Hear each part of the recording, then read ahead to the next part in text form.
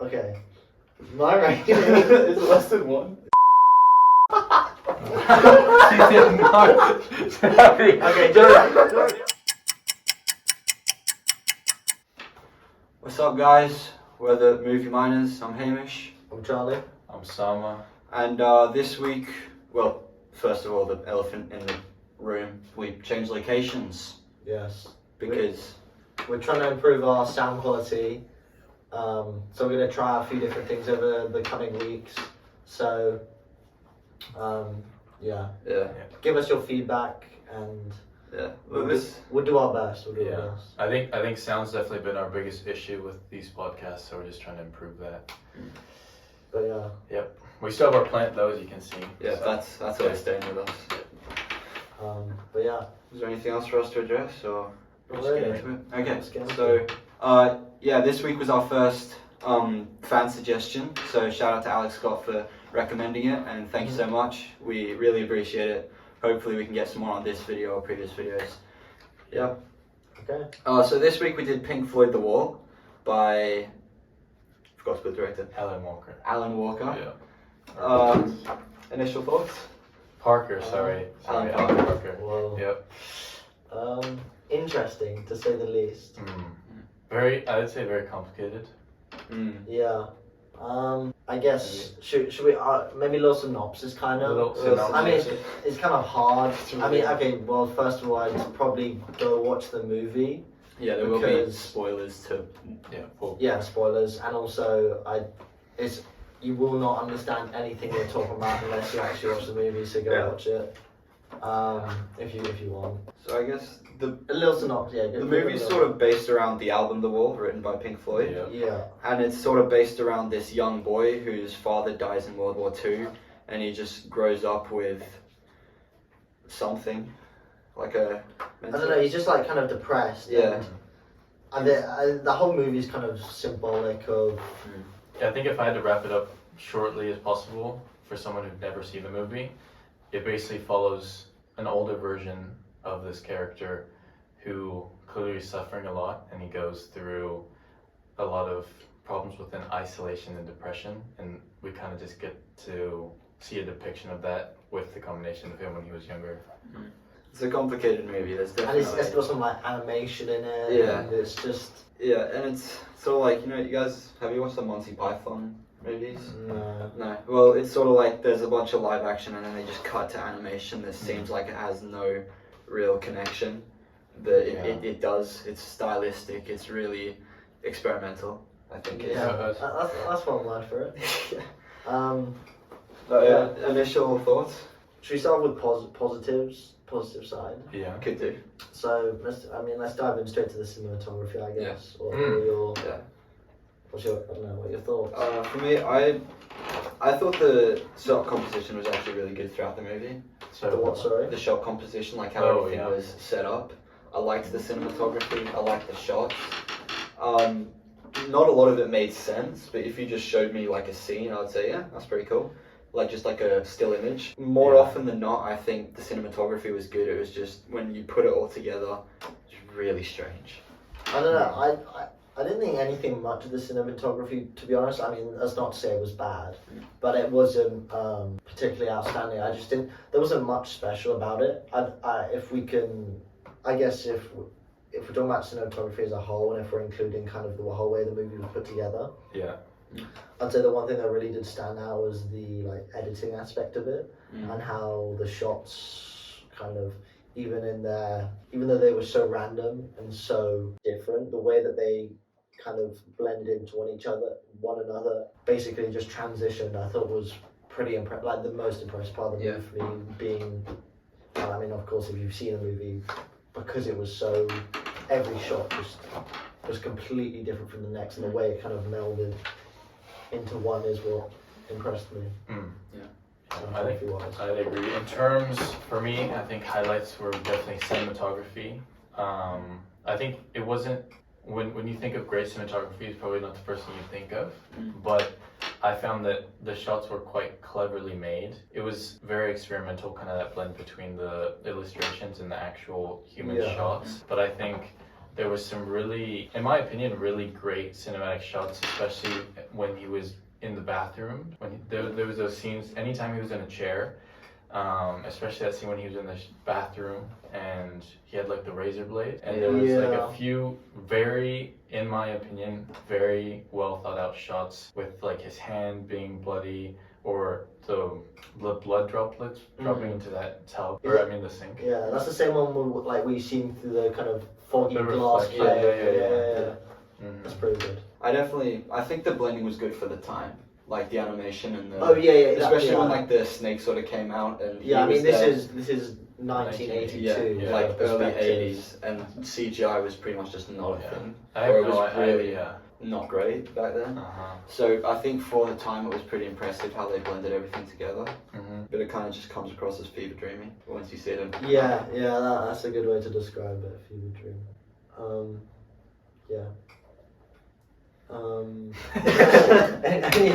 Any other points on cinematography? Any other good things to say? For me, something that was quite positive as well was the acting. It was portrayed as quite a psychedelic movie, and I think the acting played quite a big role in that, especially in I would kind of disagree.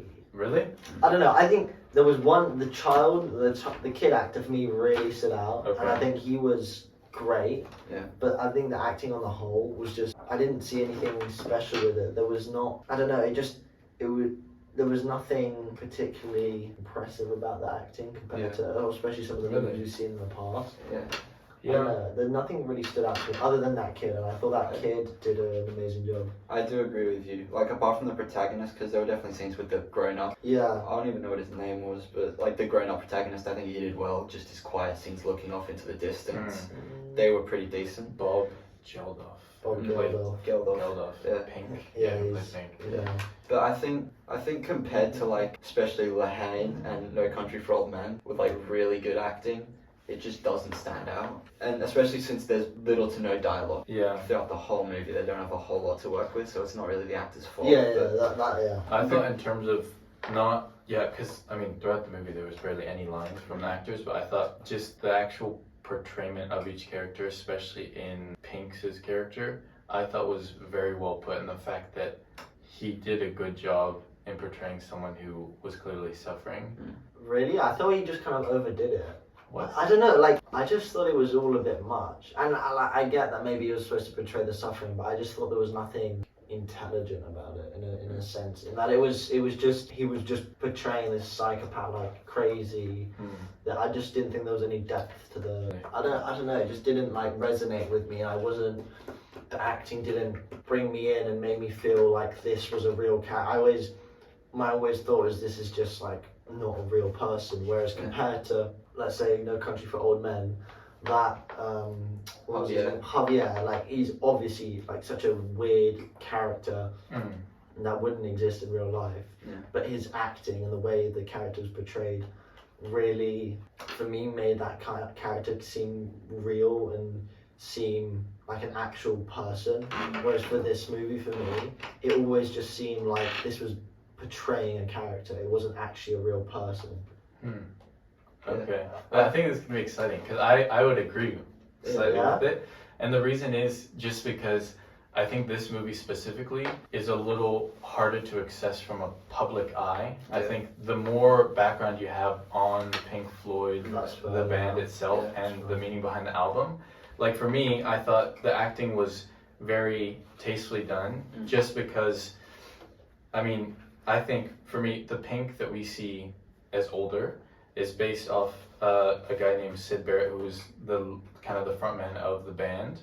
And from my understanding, the whole point of that contrast between when Pink was younger and older was between Syd Barrett and then Roger Waters, who was the co-founder of Pink Floyd, and how there was kind of the disconnect between Syd Barrett, who was Pink, the older one, who fell into a very deep level of isolation and depression, and Roger Waters, who was seeing that as younger Pink. And I thought it was very cleverly done in the terms of, it's quite an experimental movie, and it's, I would say, like kind of psychedelic. That I thought that was very creatively done through the mind of Syd Barrett, who was clearly going through a deep downfall of drugs, and that is kind of what created, you know, this whole album. I don't think the movie was necessarily created to be a movie solely in itself, but it was just an aided production of the album itself. Yeah.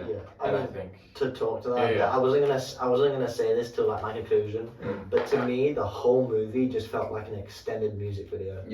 And I think, I guess that's kind of what you were saying, that it was made in tandem or even for the album. Yeah, definitely. And it was basically just the album that was narrating the whole. So, I mean, don't get me wrong, the songs are pretty catchy. Like, Really? Well, not catchy, but I liked them. I liked the songs. I won't lie. I would disagree. I didn't like them. What? That's my personal opinion. Okay. I thought the songs were pretty good throughout, like, more or less. Okay. But I see what you mean about the album cover, and I definitely agree about the acting, because the acting really lacks depth, and I feel like that's because they're trying to compensate for the lack of dialogue they have, because the actors really can't portray anything through subtlety or dialogue, as it's just shots with muffled like talking, and so all they can really do is just really over the top facial expressions to convey emotion, and so in order to get it to you, they need it to be really over the top. And I don't know, I feel like, and as well, like you said, psychedelic. Oh yeah, absolutely. I feel like psychedelic is a good concept for an album, but not for a movie. You know, because I don't know, it just comes across as too much. Like, the whole movie was an hour 30 minutes. I was 10 minutes in, I thought I'd been watching it for 10 hours. I know, it felt so long. The pacing was ridiculous. Do you think that was due to the fact that it was very musical? Like, it's I don't very... know. Not particularly, because I like movies that, like, where the music is heavily involved. And even though I didn't particularly like I don't like that kind of music, I can still appreciate it, and I like how the shots are almost built around the music, and that to me is quite cool, and how it kind of moves around. But then that's why to me it feels too music video-y, because that's the whole movie. That's the whole movie. And I think it's the problem that I found with it is it felt like the film, even though like it's a good way to do it, is the film was built around the music opposed to the music being built around the film. So for me, something like Oppenheimer is that like that music feels like it's made for the film, whereas for me it feels like the film is made for the music, which it is. It is, but I just and I don't know, I didn't like that aspect of it. It just felt, I don't know. I think to kind of talk about what you're saying there, in terms of music, I quite like Pink Floyd as the band, but this specific album, The Wall, for sure isn't my favorite compared to others they have, as it's quite, I think the album itself, which you hear throughout the movie, is a big mix between being heavily musical and having a lot of dialogue, and I think that's one of the reasons that in the movie itself the narration came from the music itself and not an input from the movie itself. And I thought that it was, I think, done well in the fact that this film was done to create just a visualization to the purpose of the album. And I think obviously that won't be everyone's favorite thing to watch, which makes sense. I think it has more of a historical impact within Pink Floyd as a band and kind of their story with this album, The Wall. But I think just watching the film by itself without kind of any background knowledge, without a doubt, would make me feel like very confused. I mean, that's how I basically get to it. Like, I'm not really, I don't know any of their music, and even if I do, I don't know if it's by them. That kind of thing. So I literally have no idea. So. Well, I think the thing you were saying about how the length kind of got boring, and the fact that the movie was fully narrated with the song, and there was no kind of external input. And I mean, I'm not sure how much you guys know about it, but The Wall, the album itself, was like played linearly throughout the whole song. Like the whole 1 hour and 30 minute is the whole album getting played through with all that narration coming from the music itself. Yeah. Which I think was quite experimental, you know, but obviously quite new and hard to understand. Like that element of it is good, but does that necessarily translate to a good movie? Yeah, I can get that point. Yeah. I think the movie definitely fulfills its purpose. Like, I feel like if they came in a boardroom or whatever and were pitching the movie as an idea, it would definitely that would have been the vision, you know? I feel like it's definitely doing what it's set out to do, but I don't know. I feel like what it's set up to do isn't for everyone, you know? It's more for like, I feel like you need to go into it like as a fan of Pink Floyd, and like knowing the context, and then you see it and you're like, oh, that's cool, or you know the album and you're like picking out songs, like, yeah, I love that song.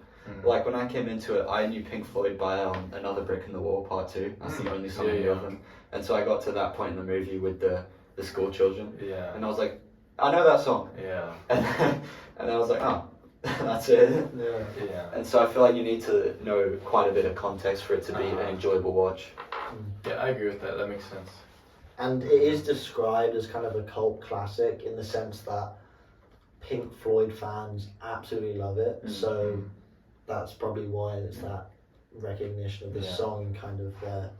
Maybe almost, what do you call it? That like they might be able to resonate with some of the feelings that are represented in the movie, because maybe for them, you know, that song's associated with some moment in their life or makes them feel a certain way. So maybe that's, I don't know, why they like the movie, why it's so loved by Floyd fans. I think that's what creates such a big divide as well between people who, like, I think you either love it or you kind of hate it and don't understand it, which makes sense. I don't think the film's necessarily made, especially given the time period being 1982, is meant for the whole world to watch, you know?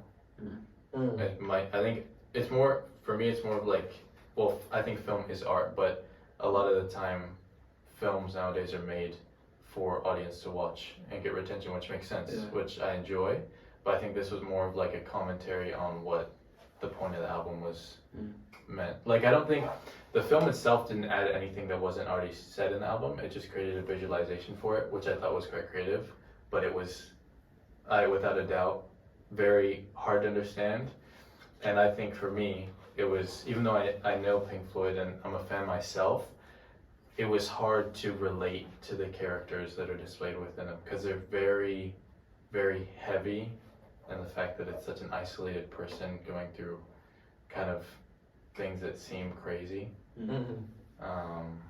But I thoroughly enjoyed the idea and execution of it, but I think looking at it from two perspectives, I have two different opinions. Like, watching the film itself, I didn't, like, if I was just watching the film itself without any backstory, I would probably agree with you guys in the fact that it's kind of boring and confusing and a little crazy seeming. Which I think it still is, but just knowing the background of the purpose of the wall, like the album itself, and how this just creates a kind of a visual aid or kind of visual representation of what, you know, Pink Floyd was trying to say with the album. Yeah.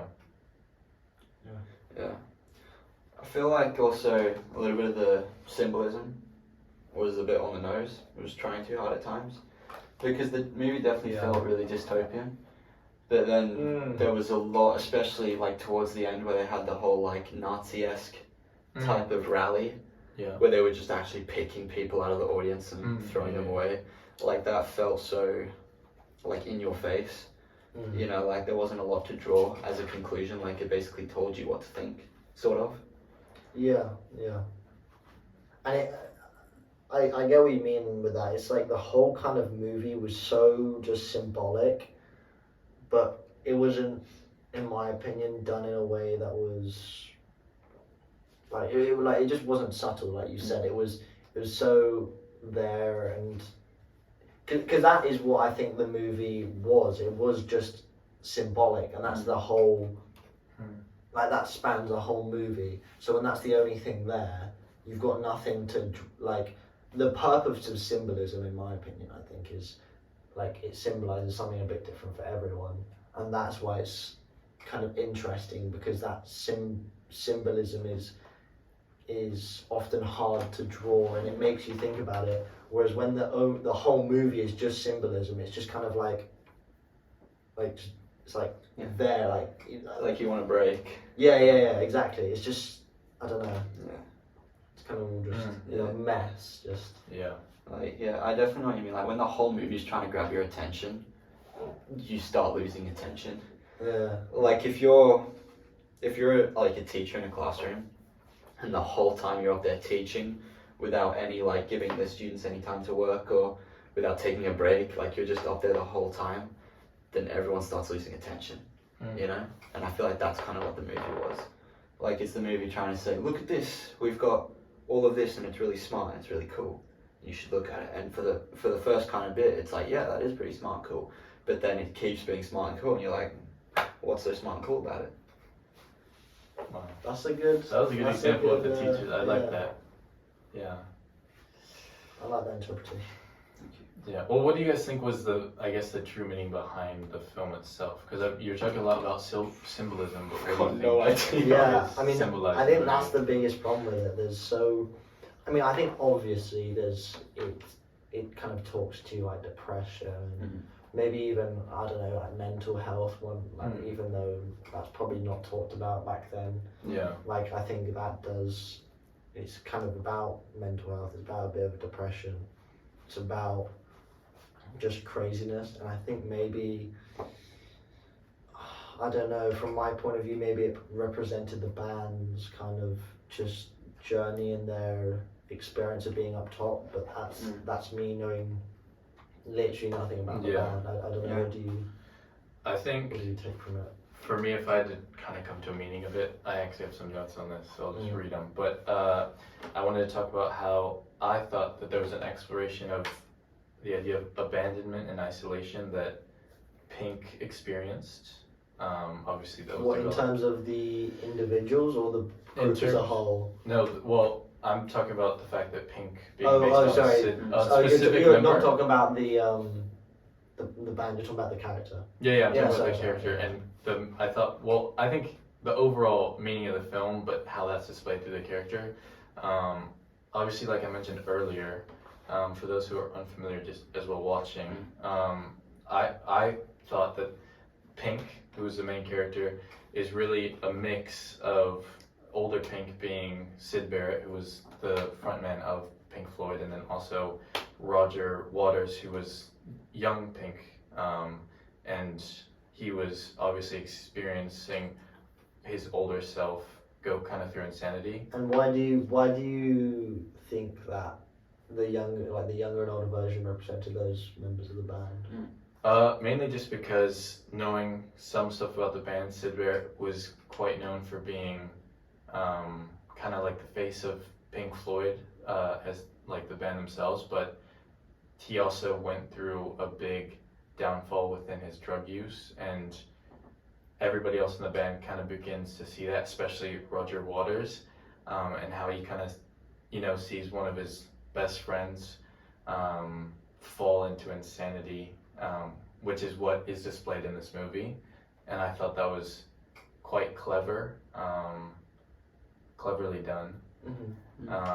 I guess in terms of a meaning, I thought, I'll go back to what I was saying, that there was an exploration of abandonment and isolation that was symbolized with the wall. Obviously the whole film is around Pink being surrounded by this wall, which comes from the album, until he finally is able to break through it at the end of the movie, which you see him finally do. Which I thought was, I don't know, it was smart, but it also just follows the whole line that was delivered from the album itself. Which makes sense, like, to what you guys were saying. The film didn't add anything to the album. It was just more of a depiction of it. Yeah. Anything else about that? No, not really. What do you guys think of the actual, it is a movie, so what do you think about the story of it? Like I don't know, I don't even know if you can call it a story. the series of events that happened. I don't know. It was. Well, maybe I'll start. I think there were some individual highlights for me, like the one scene that stood out for me was with the little boy and at the train station, kind of going to see his dad. Oh, yeah. And kind of a lot of the scenes surrounding him accepting his dad's death early on, so him finding the letter from the king and his dad's uniform, that in itself I thought was really good, because it was portrayed, I don't know, like that for me was the kind of not a core part of the movie, but just the part that stood out to me, and I was disappointed that wasn't explored more, because I thought that would have been a good storyline. And I think the biggest problem that the movie suffers for is from lack of storyline. There's I mean, 1 minute he's like a weird Hitler, then the next he's a little kid, then the next he's in some like arid desert, and it jumps around every which way. I mean, it just makes, like, I get it's supposed to be symbolic, like we were saying earlier, but there's I think there's a threshold, and it was a bit too much. Like there was just no cohesion, in my opinion, other than maybe like the themes, kind of like the meaning, like you were saying, the meaning of maybe isolation, like maybe that ran through it in terms of like a storyline, but there was no actual progression. Really, like the character development was just kind of I just don't think there was much. Yeah, it was kind of like here is the movie ending. Yeah. I think that's because an album doesn't really focus on a protagonist. Yeah. It more just focuses on a series of events, sort of, like an emotions that it's supposed to bring up, rather than giving a cohesive story, right? Like my favorite album, which I'll probably bleep out, is My Beautiful Dark Twisted Fantasy by Kanye West, which is why I'm going to bleep it out. But I feel like if you put that into a movie, it just wouldn't make any sense. You know? It tells a good story when you're listening to it, but then if you have it in a movie, it would just be a bunch of random assortment of ideas and videos that are mashed together, you know? And if you listen to the album, you might see it and think, that's pretty cool. But if you don't and you just watch it as a movie, you'll just be like, what is it? I don't see a lot of point. Yeah, that makes sense. I think that's the whole point too, and kind of the divide that we're at between us within our perspective of the movie. Yeah. I think you guys just said a lot, so I'm going to try and pick out a few things. Charlie, you were talking about how you really enjoyed, if I'm understanding, you enjoyed how there was that depiction between young Pink and kind of the series of him trying to find his father and him trying to accept his father's death. I like specific scenes because they were the subtle ones. Like they weren't the one with like Hitler and like him going mental and throwing chairs all over the place. I liked it because it was subtle, but it was done in a way that actually kind of, because I think the whole movie is trying to represent emotion, but at no point in the movie do you personally ever feel emotion. And the reason I like the scene with the little kid and the dad so much is because that, for me, was the only time within the movie where you kind of felt the emotion of the characters. You're like, that's actually so sad. Like, damn, imagine that was me. I was a little kid and my dad's gone off to war and he's died. And that's the part of the movie you can connect to with, even though, like, it was like 80 years ago now, Second World War, and the like time's different, like all this thing is different, but you can still connect with that emotion, and I think that's what kind of makes a great movie.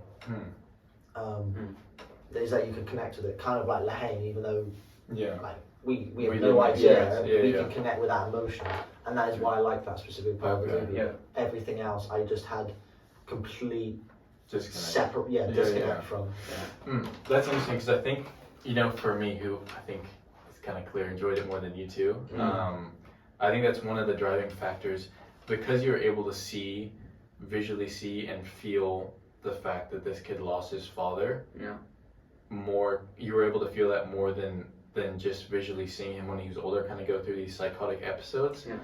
I thought it makes sense, but I think for me, who maybe knows a little more about the album specifically, I thought that is shown throughout the whole movie, not just in sections, but throughout the whole movie, in the aspect that you see these cuts of him when he was younger, and you see the things he suffered. You know, his father's death, being raised by a single mother, the cheating of his wife, and also the problems with laws within school and schoolmasters being able to, you know, obviously beat children.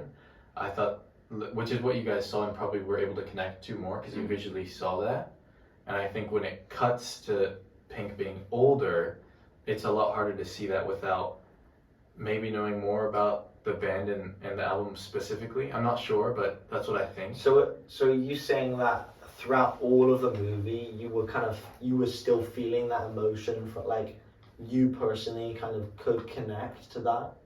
I would say, I don't, it's kind of, or you could understand it. I could understand it more. It didn't feel like me specifically because I had never gone through something like that, but knowing, obviously visually seeing all the things of him when he was younger, the things he experienced then, being mixed with what I knew about Sid Barrett and his kind of relationship with drugs and how that created this massive downfall psychologically with mental health. I thought that is what made me enjoy the movie so much, because it wasn't just about him when he was younger and seeing that, but it was more connected to it as a story in general. Yeah. But yeah, I don't know. I think it's a struggle to enjoy if you're not connected as much with it, which makes sense. Yeah. I guess because something like, you'll get more emotion usually by showing a situation rather than showing the emotion. Like a quote I like from, I think, Bryan Cranston is, sort of goes like, I'm paraphrasing, but it's like, if an actor cries on screen, then the audience doesn't have to. But if the actor's trying not to cry, then the audience will. Because, like, if you're showing a situation and you can see that, then you're like gonna emote, obviously. But if, like you said, with the train station with the kid, because we don't really see his emotion. Yeah. You know, we just see him looking around for his dad and then realizing he's not going to come, right? Which is why it's so impactful. But then with the scenes where you just see him being depressed and sad and lonely, then you don't feel like you have to do anything because it's already being displayed. That's a good quote. Yeah. That makes sense too. I mean, I guess we're kind of saying the same things over and over, but just the ability to connect with something really brings emotion. And I think there's two ideas. One is when you see Pink, who's older, kind of trying to digest and accept all these things that he suffered, with drugs being included, I think create a big disconnect in terms of the emotion you're able to experience. Because, I agree, like you said, when he's younger, you don't see as much of his emotion, you experience it more. But when he's older, you don't experience as much emotion, but you see it. Yeah. And I think that makes sense. However, the only thing I think the thing for people who enjoyed it more might be the fact that the album is the second layer to what brings the meaning and emotion to Pink when he's older, if that makes sense. Yeah. Well, so as not to be repetitive, should we get to the ratings? Yeah. Is there anything else we should comment on? I think we covered it. I think so. I don't really have anything else per se. Yeah. I've gone over everything. Yeah. Okay. Do you want to start? No, you guys go ahead. You go ahead. Yeah. I kind of want to know what you get. Okay. Wait, can we sort of guess? Okay, give me a guess. I can already tell it's going to be our lowest rated. Is it lower than 5? No, tell me a guess. I'm saying, I know for a fact it's lower than 3. Give me a. I'm going to say you gave it like a 2.8. I'm going to say you gave it like a 1.7. Okay. My rating is it less than 1? 0.4. She did not. Okay, 0.4. can give it 0. Yeah, I can. I mean, you can. 0.4. Now let me give you my reasoning. The movie as a whole was absolutely terrible. I wanted to switch off after 5 minutes. If it wasn't for me doing this podcast, I would not have watched it. I think that the movie itself is absolutely, like, should not even be considered a movie because of the fact that it's literally an extended music video for the album. I think some of my hate for the movie, not hate, but dislike, stems from the fact that I don't like musicals in general, and I think that they're weird and irritating. That's an agree. Yeah. And I think overall, I would never recommend this movie to someone, and I'd only say that you should watch it if you've listened to Pink Floyd, and even then, I think it's a struggle to enjoy. Wow. Give me your. That is a hot Jesus thing. Christ. I mean, I was expecting a low score because I know you didn't enjoy this film, but I did not think you were going to go to 0. God. I mean, Zero. it was. Less than one. It's painful. We haven't gone below 8 this whole time, though. And you're coming to 0. Like, even if we break through it at 10s, this will still be our lowest rated movie. You can take me out as an outlier, but I'm just like. Bro. Okay, so like for the actual 0.4. for the actual rating, you guys can do yours, but then on the side say Charlie's. 4%. This movie's a 4%. Yeah. You Yeah, no, recommend literally. You recommend it 4 out of 100 people. Yeah. Watch it. No, I'd recommend it to less than 4 out of 100 people. Honest to God, it's so bad. It's so unenjoyable. For me, there is literally, even though I talked about like, oh, how the editing was good, some of the emotion, I was literally, I was like racking my brain to find something I kind of enjoyed about the movie, because to me, it was the most boring, it was, like, I honestly think it's one of the worst movies I've ever watched, possibly the worst. No offense, because I don't know if I can even consider it a movie. I'm sorry, that's my take. You guys are tell me, I don't know. I think Hamish go next, because I know you're going to obviously go lower than I rated it what I thought was really like, I still kept it like moderately in the middle. I gave it a 4.8 because I could definitely find parts of the movie that I enjoyed. Like, as a stylistic project, I thought, yeah, that's pretty cool. I liked some of the shots, as I said before, so I didn't feel the need to give it less than 1. I'm not getting that hour and a half back of my life. Wow. It was, let's be honest, it's probably more than an hour and a half because you had to like take it's just like, anyway, continue. Yeah. Sorry, so what was that rating again? You gave 4.8. 4.8, yeah. 4.8. It's just, yeah, I don't feel like anything I can say can sort of live up to that, so I'm just going to leave it at that. Zama. Well, I don't really want to say my rating. Redeem the movie. This will be the highest anyone will ever rate this movie, so. Well, yeah. Wow. Well, I'm kind of debating my rating now.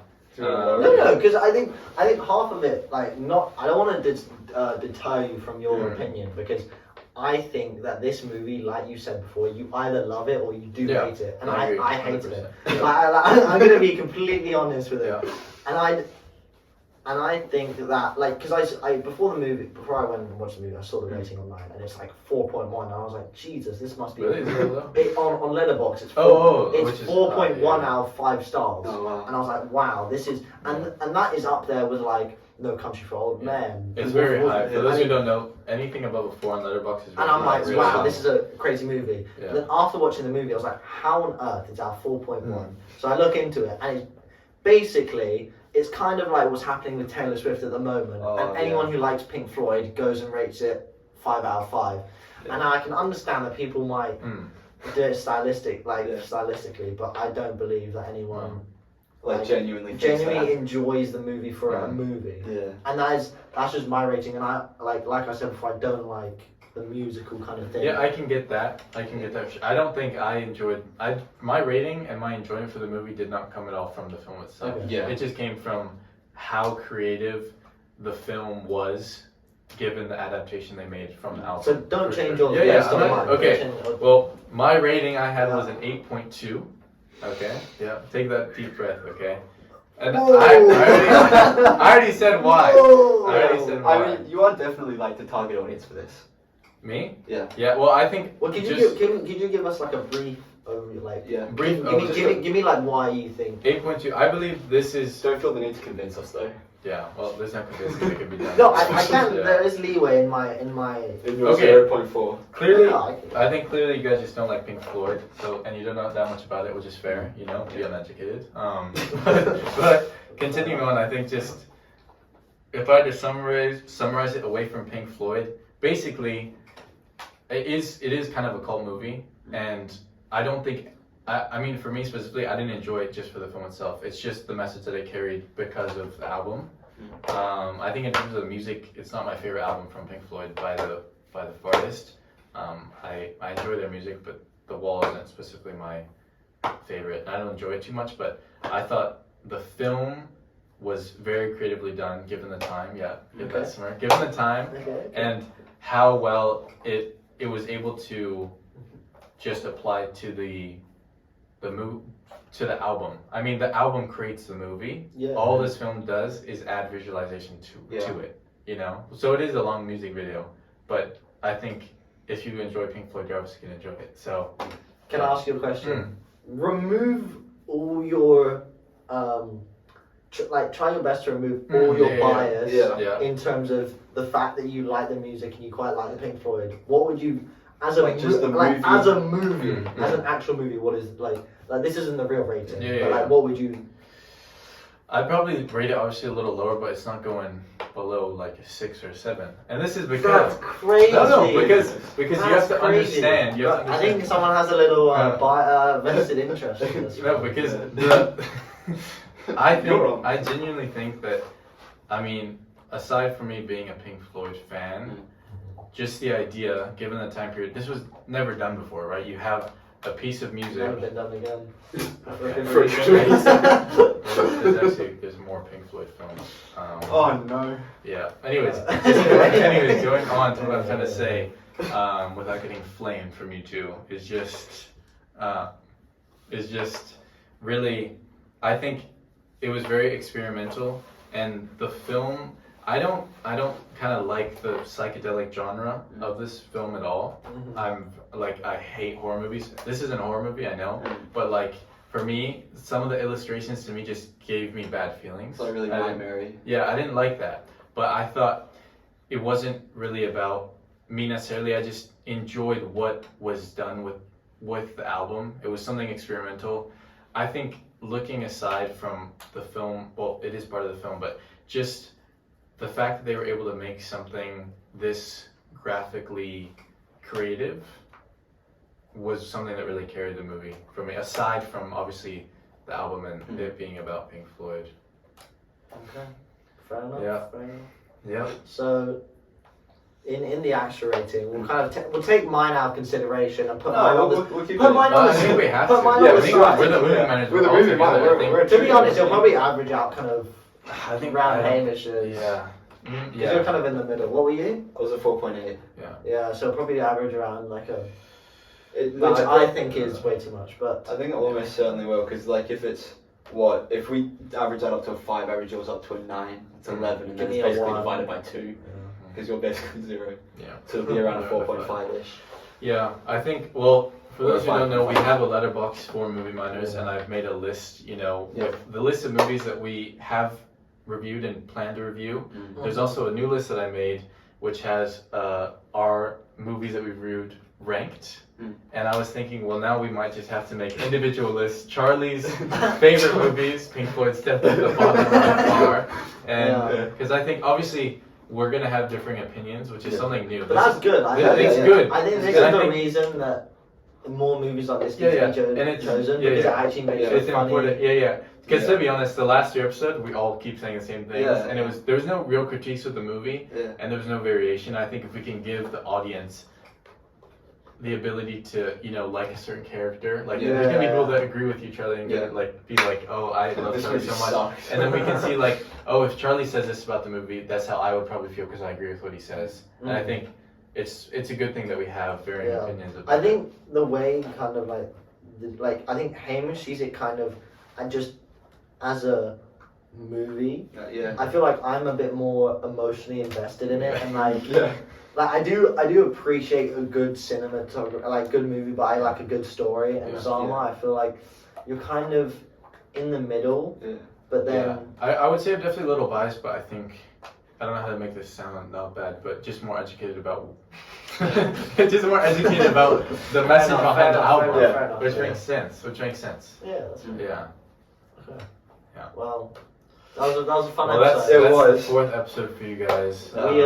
We've not decided on a movie next because we kind of want to replicate this after it being quite a fun episode. Yeah. So I mean, if we don't find anything, the next movie will be Charlie's movie and it was Seven Samurai, but that's like a back pocket option. You know, Yeah, try to find a movie that And hopefully also- we all dislike. yeah. So, but suggest some more because even though like I didn't like it, Zama loved it. You know, And I'm it in makes the it middle. makes for I'm on the it fence. makes for a good. Makes for Yeah. good So interaction. please comment any more movies like this. Yeah. And, And as much as like Charlie hated it, we don't want you to think that it was a bad suggestion because for the video, it's obviously a really good suggestion. So just like any movie, it doesn't have thank to you be for the like suggestion. your favorite, just a movie. So yeah, And remember that everyone just has a different opinion. You know, that's life at the end of the day. some of them are a bit more emotional than I apologize if I was harsh, but Everybody can have their opinion. Yeah, thank you guys so much for watching. Thank you. It is appreciated. If you liked it, please give us a like, subscribe if you feel the need, because we'll try to do this again. And Yeah, but please, I think just final note, please everybody, doesn't matter, even if you don't enjoy the movie or you haven't seen the movie, give us a suggestion because we love fan-suggested films. This is obviously our first one, but I think the less we know about it and the more we can connect with you, the better. And I think the more we go blind into it, the more honest actual opinion we'll have of it. Yeah. So, I think, the more the better, basically. 100%. I think that's a problem too we've experienced with our first 3 episodes. We all picked movies that have critically acclaimed. Like we know that these, like even though none of us had ever watched them, we knew they were good because we've heard of them. They were like the classics, you know. I think this is kind of the first step into something new. A bit more kind of like indie, a bit like on the ground. But So keep track. Instagram will let you guys know what movie we decide ultimately. So please. That's let us know. Follow the Instagram. Follow Instagram. We're trying to grow 50 followers is the aim. We're at 13 right now. Maybe by end of the year, we'll 50 by Christmas. 50 by Christmas. We'll see how it goes. But thank you very much. Remember to like, subscribe, post notifications, and check out the link tree for all things Movie Miners. Thank you guys. Thanks. Bye.